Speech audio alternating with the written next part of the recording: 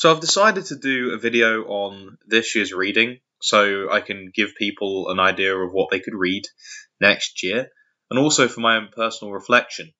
I'll put a note here and say that a lot of the books I never finished because I either got bored or moved on to other things because, ADHD brain. I don't actually have ADHD, by the way.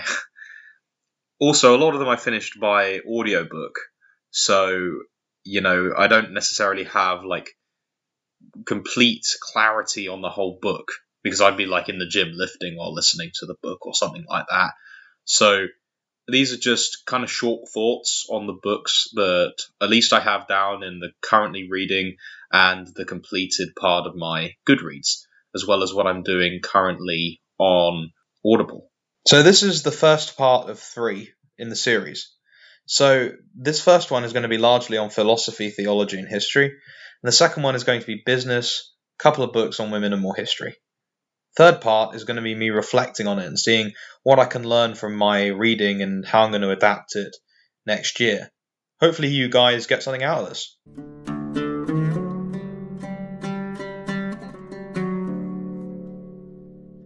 So I'm going to start off with a book that I'm currently reading, and that is the Ecclesiastical Histories by Eusebius, or Eusebius in the West. Now, I've been listening to this through Audible. So far as I remember, there are 10 or 11 books, and I've been mostly listening to this on the train and in the gym. It's an interesting book. It's a slog, and it's really weird at times. Like quotations from Flavius Josephus admitting that Jesus is the Christ, which Origen and other writers have said are bunk. But at the same time, there are some really interesting moments, like when St. John the Apostle and Evangelist comes off of the island of Patmos after his exile, which I'm sure Christians here will have heard about, and goes into the mountains to recover a bandit who was a former Christian. There are a lot of really beautiful moments in this, and although I think that most people here wouldn't enjoy it, purely because some of the moments are just complete slogs, a lot will, particularly if you like stories of martyrdom. The second book that I'm currently listening through is The Story of a Soul, the autobiography of the little flower, that being St. Therese of Lisieux. It's so beautiful. It's such a beautiful piece of literature. I am very, very unhappy that I didn't discover this earlier. It is superb. Everyone should read it, and everyone should listen through it as I've been doing. It's just so good. Not because it's obviously a really useful text. It's not like a nuts and bolts kind of thing like something like St. John of the Cross, but it is just such a beautiful text. This is the kind of text that you could teach a little girl theology with. It's just so beautiful. It's just get it. Just get it. It's so good. The third book I'm currently listening through, usually while playing video games, frankly, is The English and Their History by Robert Toombs. It's incredibly meh. I probably won't finish it. It's a 45-hour slog, and frankly, the way things are going with the book, I'm about a third of the way through. It's mostly focusing on the modern history, and it doesn't really cover the medieval history in great detail. So for the moment, I'll say I'm probably not going to finish this. The fourth book I'm currently going through is After Virtue by Alistair MacIntyre. And frankly, it's a very, very technical book. It's a book that contrasts Aristotelian and Christian virtue ethics against modern emotivist concepts and the kind of quasi-morality that came out of the Enlightenment. So, for example, he goes after David Hume quite a little bit for his destruction of the is-ought distinction and basically making oughts meaningless and things like that. I'm about 40% of the way through, and it's a very, very technical text. If you like philosophical works, you'll enjoy it, and I do, so I'm almost certainly going to finish this. And the final book that I don't believe I've finished so far is The Gulag Archipelago by Alexander Solzhenitsyn, and it's really, really good. I'm about 70-80% of the way through. I just need to find a day to sit down and finish it off. It's incredible. It's just so detailed and quite darkly funny, although there are times where I was physically cringing listening to what was happening to people in the gulags. I'd say that the nastiest of the chapters that I've come across so far is the chapter on women. It's just so depressing and heart-wrenching how these women were treated. Also the priests as well, to be honest, a much greater extent. But definitely worth a listen or a read. What I would say is avoid the version with Jordan Peterson as the narrator, because he sticks this 45-minute homily about the merits of liberalism at the start of the book, and if you don't consciously tune that out, it will ruin the tone of the book, because he was trying to do some sort of liberal, kind of ideological spin on it, and it doesn't really fit with the tone of Alexander Solzhenitsyn, especially if you look into the other works that he's published. The most recent book that I've finished is The Economics of Aristotle. Now, this is actually quite short. It took about an hour and a half to read through. It's an interesting work, I will say that, but for most people, only the first book of the two will be actually useful, because it centers around the oikonomos, the rules of the household in a very, very general sense, and that helps establish the way people think. The second one largely centers around the four types of economy: the royal economy, which is like a whole empire; the satrapic economy, which is like a little section of the empire; the political economy, which is the city, and then for a particular polity, and then just general personal economy stuff. It's basically a set of examples. One thing to note also is that there is disputed authorship. I believe it was Pseudo-Aristotle who wrote it, and there's another work on this list, I think, that I've put down that was by Pseudo-Aristotle as well. But yeah, bear that in mind listening through it. I'd say it's worth it just for the first book, and you can finish that in 15 minutes, easily. The next book that I finished is the Autobiography of St Ignatius of Loyola. Now, for those who don't know, St Ignatius of Loyola was the founder of the Jesuit order, which Pope Francis is currently in, and he's a very interesting character, St Ignatius. He's very alien from a lot of the spiritual texts I've read over the years, because most of the spiritual texts I've been reading are either Carmelite, which admittedly are very close to the Jesuit order, or from the East, so the Desert Fathers, the Philokalia, as we'll see. And it's very, very different from them. However, it's a pretty good story. The one thing that really stands out in the work is Ignatius of Loyola's travels to Jerusalem, and the beginnings of his order and being brought before the Inquisition for pretty obvious reasons. He was doing this during the height of the Protestant Reformation, so any sort of travelling orders of preachers that weren't the Dominicans were treated kind of with suspicion, and the Jesuits were very much these kind of people. They were people who went and they preached, and Ignatius of Loyola got into a lot of trouble, in fact, because he wasn't formally theologically educated, even though he was offering teaching that was clearly in line with the Catholic Church as the Inquisition found. But I won't spoil it. I would recommend listening through it. This is the kind of thing I think that you can kind of, maybe not coast, but you can get the gist of it pretty well. Although you can sit down and read it in about 2 hours. It's not a very long book. Still, I'd recommend going through it if you can. The third book, actually, that's on my completed list, because I never, ever intend to pick this book up again, is The Art of Seduction by Robert Greene. And I got this mostly because at the beginning of the year, I was in this kind of crazy sales phase and finance phase, and I was reading a lot of books to do with that, as well as to do with women as well, because, you can always be better with women. And it's a slog. Frankly, it's a boring slog. And it describes characters and how you're supposed to be in those characters, and it just came across really fake. There are some interesting bits in it, I recall. Like, it explained the technique that Charlie Chaplin used to get his audience under his swing, and he also talks to an extent about Benjamin Disraeli in contrast to William Gladstone, which is something you wouldn't expect in a book with that sort of title. But not something I'd pick up again. It was just a tedious slog, right? Like, there are other books that are of this caliber on here, but not something that I disapprove of quite so vehemently as the books that will be on later in the list. On the Shortness of Life by Seneca. This is about an hour of reading, and I think everyone should read it purely for that.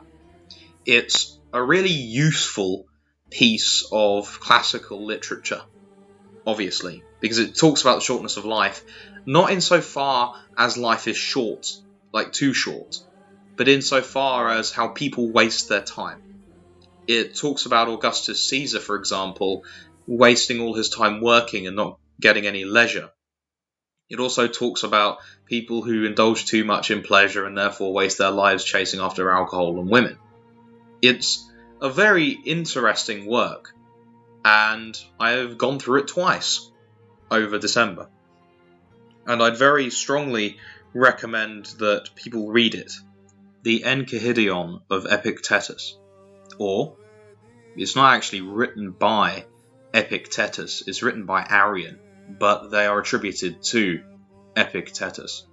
Now, what this book is a set of sayings. Enchirhidion in Greek means handbook, so it's basically a set of Stoic sayings that you can meditate upon.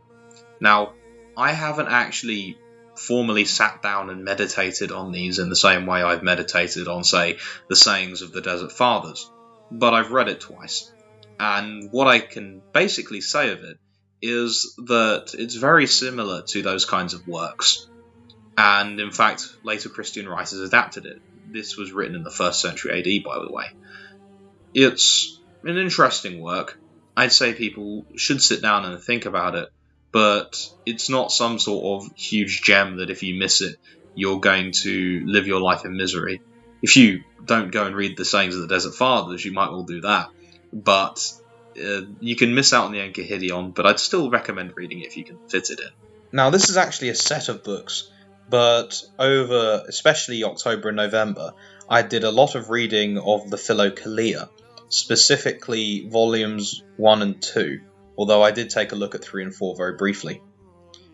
This is a set of Eastern Orthodox writings that are on the spiritual life, the orthopraxis, the rightly ordered life. And I have to say, at the very least, the first volume is incredibly useful. I've gotten an incredible amount out of specifically the writings of St. Isaiah the Solitary on guarding the intellect, and the texts on prayer by Evagrius Ponticus, or Evagrius the Solitary in the book. I'd at the very least recommend getting the first volume, purely because it's essentially an extension to the sayings of the Desert Fathers. I would tell you to avoid volume 3 and volume 4 though, because that starts to get into the practices of Hezekiah, and there's often dispute over whether or not that is a heretical practice. I'd also like to remind people, when they go over specifically Evagrius the Solitary's works on the prayer life, that he has a very interesting philosophy of imageless prayer, which is contradicted by people later on in the Philokalia. I believe it was St. Peter Damascus, in fact, who believes in prayer that uses images in the mind. So don't take it as gospel, what I would say.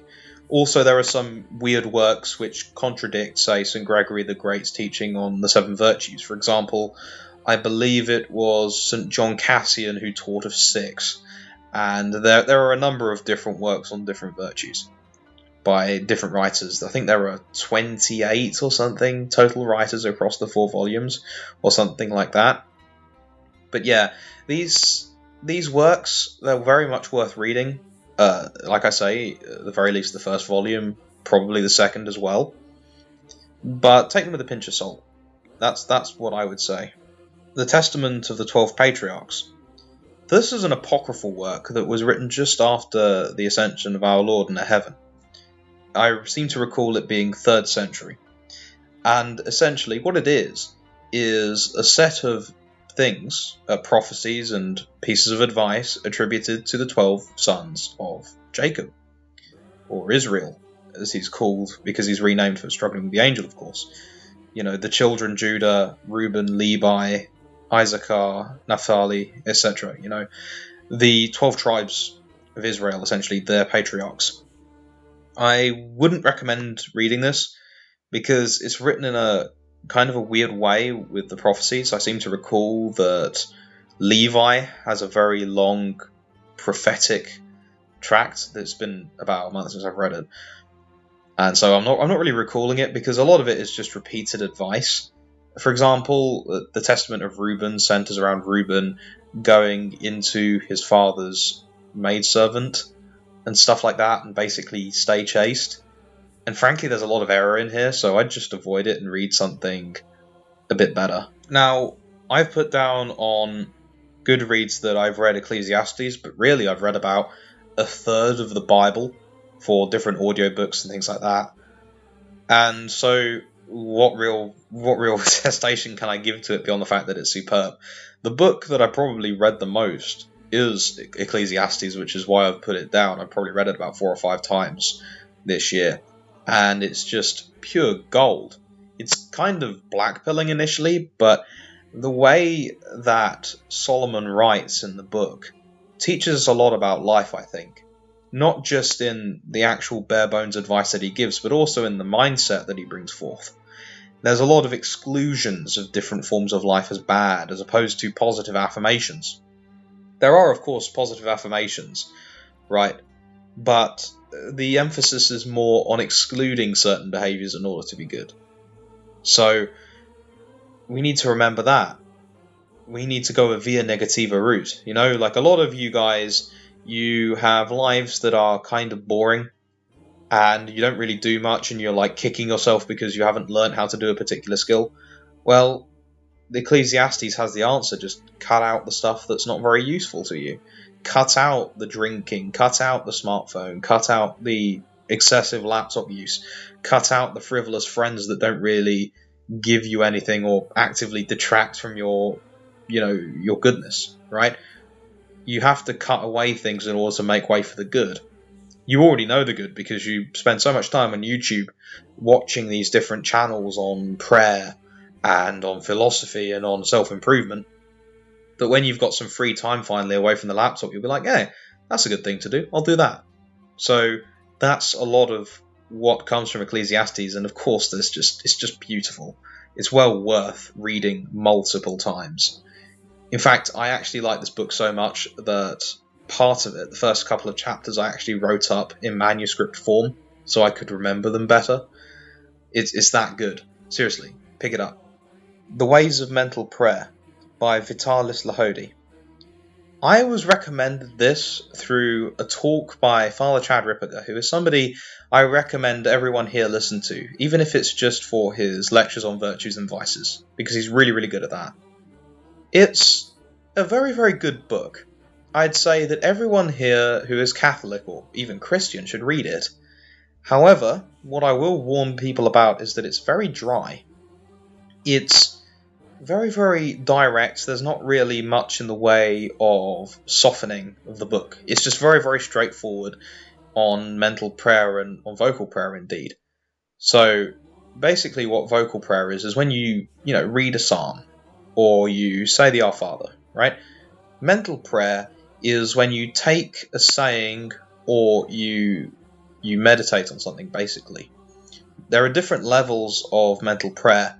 Most people can only do meditation, and it goes into pretty good detail about the steps of meditation. And I warn you, if you follow the steps in this book, it's powerful stuff. It's really powerful stuff, mental prayer, even just meditation. There are higher levels as well. There's stuff like effective prayer, the prayer of simplicity, which I'm told people can literally kneel and meditate on the Eucharist for hours. I've heard of people who are in the prayer of simplicity spend 5 hours kneeling before the Blessed Sacrament on the hard stone floor. It's pretty strong stuff. And it goes into that, and it goes into even further levels of prayer, like the Transforming Union, which I can't even articulate, frankly. So I'm not even going to bother. But either way, worth a read for anybody who wants to learn how to pray in a really, really effective way. The next book I'm going to recommend is kind of related to the ways of mental prayer as well, and it is The Ascent of Mount Carmel by St John of the Cross. Now, I have read the first book of this at least half a dozen times. I want to say 7 or 8 times this year. I have read it in adoration. I've read it just sitting at home. I've read it even for an audiobook on the Renaissance Man program. It's really, really good. I'd say it's mandatory reading for all Christians, particularly those who want to get rid of sin. It's the motivation behind quitting a number of vices, particularly difficult ones as well in my life. I don't think I would be the man I am today without that first book. And there are 3 books in The Ascent of Mount Carmel, and they all cover the purgation of the soul, essentially. I mean, it's split into different sections, like the body, the spirit, and then the soul, but it covers mostly just the purgation of sin, essentially. Most of you watching this, I'd say about 95% of you, will not understand the second or the third book, because I don't understand it, because I'm not at a level of spiritual proficiency where it makes any sense. It's kind of like Teresa of Avila in that way. It's these writings that only people who are at a certain level of spiritual advancement will really understand, because it goes and talks about concepts which require an immense grasp over sin to even begin to fully understand. I've tried to read the second book of Ascent of Mount Carmel twice now, and it's not quite nonsense, but it's just so utterly out of my reach that it's just like, whoa, San Juan, like, you're asking a lot of me. But still, it's a classic, and I'm really torn on whether or not to have St John of the Cross as my confirmation saint, because that book has helped me so much. Seriously, go and pick it up. The next one is Archeofuturism by Guillaume Fay. I hope I'm not butchering his name. It's dreadful. I thought that the book was incredibly arrogant. I thought that most of the stuff that made any sense was largely just right-wing talking points that are being used right now, and this may well be down to that work, but I really doubt it. The only thing that I found in any way interesting on any level was how Guillaume Fay was going on about how the Nouvelle Droite, or the New Right in France, had not properly interpreted Anton Gramsci, and even that was just like an oh, you've clearly read a lot, Mr. Fay. Congratulations. I wouldn't waste your time with this work. I read it because I wanted to understand the New Right, and really I just got a bad taste in my mouth. It's like Generation Identity swallowed a philosophy textbook written in the Sorbonne or something. It's just really not a good use of your time. Now, in contrast to this, the Servile State by Hilaire Belloc is really, really interesting, and I've never really heard that hypothesis put forth in this book before, but purely for that reason, this book is interesting. Essentially, what Hilaire Belloc is saying is that eventually capitalism will fail and socialism will come about, and that will lead to something called the Servile State, which is the state that existed in Rome before Christianity, where the majority of people were slaves, and you had a few families ruling over everything. And I think we can already see this right now, but he wrote this in the early 20th century, around about 1910 or something like that. And while this was clear by a lot of the socio-economic circumstances then, and of course people like Karl Marx and the Fabian socialists pointed this out, the problem is, and the thing that makes Hilaire Belloc so interesting, is that he points it out in a very Christian way. Hilaire Belloc is known, of course, for being one of the really serious Edwardian Catholic writers alongside G.K. Chesterton. And so everything has this religious tone to it. Another book that I sort of skimmed over this year was Europe and the Faith by Belloc as well. And he has this very, very much Christ-centric view of history. And this, of course, feeds through to his economics. So it's well worth a look. The next book is Secretum Secretorum by Pseudo-Aristotle. Now, essentially, the best way I can describe this is as a miscellany. There are a number of books on different things and numerous sections on different things. So you've got stuff like treating the four humours, physiognomy, and a bunch of other very short kind of like introductions to different things that people might use, right? Like Secretum Secretorum in Latin means the secret of secrets. So it's kind of like it's like a general, like an almanac, right? So you've got different sections on different things that may well prove to be useful at a certain point in your life, but not in huge amounts of detail. I wouldn't recommend it. It's not the most useful thing on the planet. Things like the humours section are kind of out of date, so I just wouldn't bother. It was useful in the Middle Ages. A lot of people read it in the Middle Ages, but not so much now. So just don't bother with it. It's not really worth the 3.5 hours to read. The Last Superstition by Edward Fazer. Now, I listened through this with a bunch of people on a Discord server, and I have to say, it's brutal. It actually provided inspiration from some of the videos that I used to make. It's a powerful book. Imagine a academic philosopher responding to modern atheists in the same way as The Amazing Atheist does. So just yeeting on them for a few hundred pages. It's really entertaining.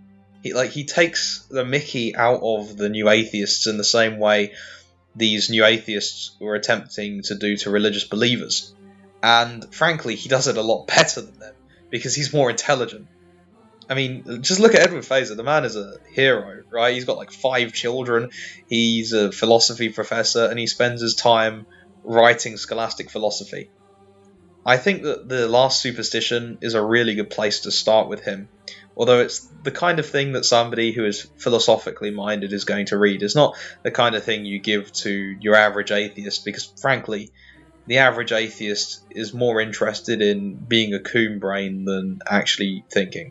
The next thing that I read is the Lausiac History by Palladius.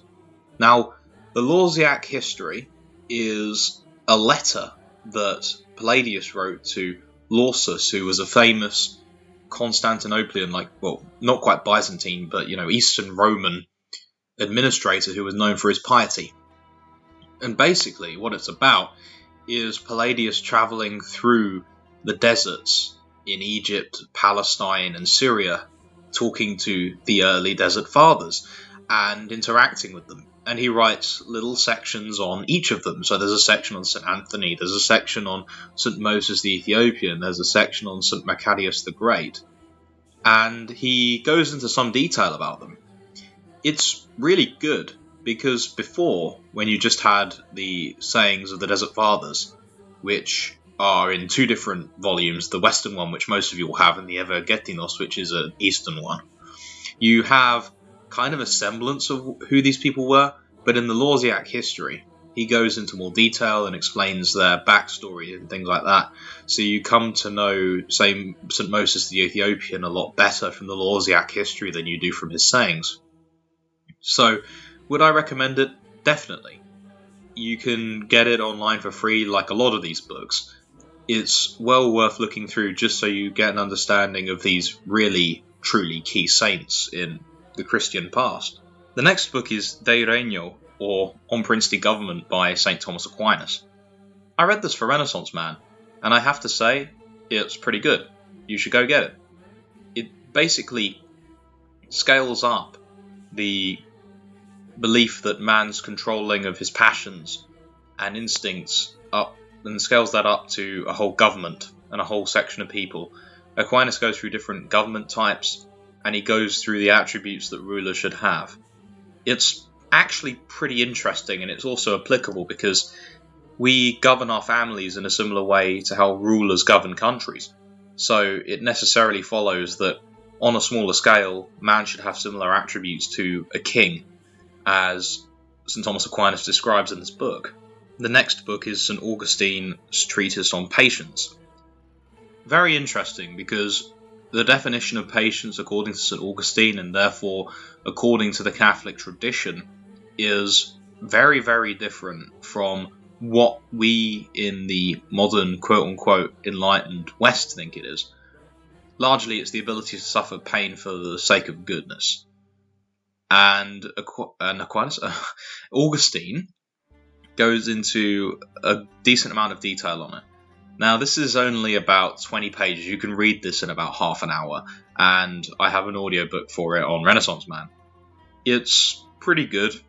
I'd say it's worth reading if you've got like a bit of spare time on the train or something. So go grab a copy. It's on New Advent for free. Or you can get it on Renaissance Man with dozens of hours of audiobook content. On the Acquisition of the Holy Spirit by Saint Seraphim of Saarov. Now, this is an Eastern Orthodox writing, and I read it with a bunch of friends. It took me about half an hour. And I have to say, although it's renowned in the Eastern Orthodox world, I can't quite understand why. I appreciate St. Seraphim of Saarov quite a lot, but I just didn't get any of it. It didn't make any sense to me at all. So maybe it's something that I have to read more and meditate on, but it just didn't make any sense to me whatsoever. I didn't get anything out of it at all, and neither did any of my friends. So, although it's very, very short, I'm not sure I'd recommend it. Formal Logic by Joseph Dopp.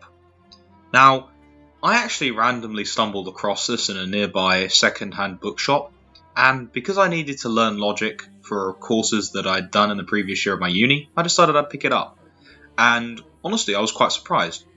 It's a neo-scholastic take on classical logic, right? So it's essentially the modern successors to St. Thomas Aquinas writing about logic. And it has some interesting things that you probably wouldn't expect. So, for example, there's an entire section refuting nominalists on logic. However, it is a massive slog. It's a proper academic volume, and it's, to be honest, quite boring. I read it to a number of people. I've done about 2/3 of this book before I put it down finally. And it's just a real trudge. Really boring, and although it probably serves me in a way that is more abstract and more inarticulable than I can probably state here in the video, I didn't really get anything conscious out of it. It's certainly a very well written book though, I will say that, so if you're interested in classical logic then go ahead and pick it up. Churchill, Hitler and the Unnecessary War by Pat Buchanan. Now, I was quite surprised at the quality of this book, considering Pat Buchanan is a politician and not a professional historian, but he made this book bulletproof. The entire point of the book is to point out how awful of a person Churchill is, and to point out the continual blunders of the British government in foreign policy affairs in order to stop America falling into the same fate. And he does it superbly. He cites mainstream historians constantly. He goes into tons of detail, the kind of detail that the English in their history that I mentioned earlier on is really lacking. I just love the book. It's amazing, and it gives a really detailed, often overlooked history that occurred before the First World War, and also in between the First and Second World Wars. I was especially interested in how the cabinet reacted to the declaration of war in August 1914. That bit was a particularly good highlighting feature of Churchill's character, because Churchill, although I didn't really like him before this, after reading the book, I really, really do not like him. He certainly wasn't, this John the Baptist character as Peter Hitchens describes him in The Phony Victory. This John the Baptist who was announcing, Hitler's going to start war, Hitler's going to start war. No, he was more like a kind of almost a Hillary Clinton kind of character. He was a real piece of work. But anyway, if you really, really like history, Go read it. It's really good. Next up is the Stalingrad Diary by Eric Weinert. Now this is incredibly short. You can read it in about 15-20 minutes at the very maximum. And it's a soldier's diary from the Battle of Stalingrad. It's pretty depressing. It's so short that most of you should probably just read it. And that's the end of part 1. Please let me know what you think of the different books if you've got any comments on it. Obviously share it, because there are a lot of books here that I think a lot of people would benefit from. And I'll see you again on the next episode, guys. Goodbye. Thanks so much to all the new Renaissance Man subscribers, because we've grown massively over the last month or so. So many more people are enjoying audiobooks and controversial videos than were before. So I really hope those who are watching would consider signing up, because these people are clearly enjoying what they're getting. Thank you very much for watching.